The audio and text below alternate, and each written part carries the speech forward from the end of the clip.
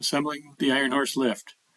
You'll need two 7/16 wrenches, something to cut a zip tie, and 1 3/4 inch wrench. Start with the jack, clip the zip tie, uninstall it from the mounted position for shipping, and install it on the opposite end of the frame.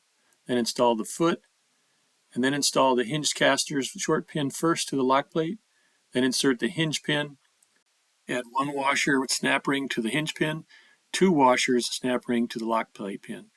Install the rear casters, insert the direction pin, check that it aligns properly. Tighten the caster, making sure it doesn't bind the pin. Assemble the brake caster. Insert the rear tube caps. Remove the support channels from their shipping position. Add 10 washers per pin. Reassemble the support channels with the curved cutouts to the inside of the lift so they clear the leg during lifting. And that's it. You're ready to go. Thanks for being a customer.